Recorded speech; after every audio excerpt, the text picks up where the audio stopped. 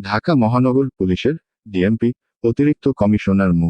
Harun or রশিদকে গোয়েন্দা বিভাগের DB দায়িত্ব থেকে বদলি করা হয়েছে।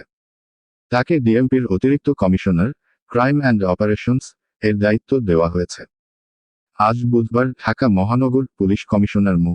হাবিবুর রহমান স্বাক্ষরিত এক অফিস আদেশে এ বদলির তথ্য জানানো হয়েছে।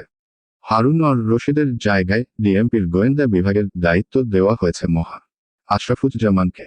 তিনি ডিএমপির অতিরিক্ত কমিশনার হিসেবে লজিস্টিক, ফিন্যান্স অ্যান্ড প্রকিউরমেন্টের দায়িত্বে ছিলেন।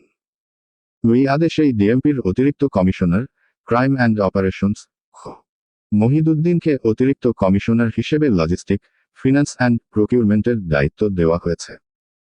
ডিএমপির অতিরিক্ত কমিশনার হিসেবে ডিবি প্রধানের দায়িত্ব পালন করতেন হারুন অর রশিদ।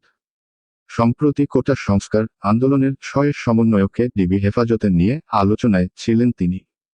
ওই সমন্বয়কদের মধ্যে প্রথমে 3 জনকে ধরে নেওয়া হয় হাসপাতাল থেকে।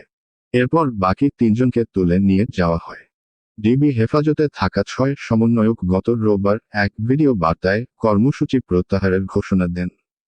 ওই দিনই ডিবি কার্যালয়ে ওই সমন্বয়কদের সঙ্গে এক টেবিলে বসে খাওয়ার বেশ কয়েকটি ছবি ফেসবুকে পোস্ট করেছিলেন হারুন অর রশিদ।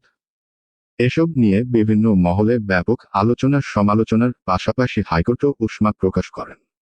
গত সোমবার একটি রিট আবেদনের শুনানিতে রাষ্ট্রপক্ষ 6 সমন্বয়কের কাঁটা চামচ দিয়ে খাওয়ার প্রসঙ্গ তুললে হাইকোর্ট বলেন, এগুলো করতে আপনাকে কে বলেছে?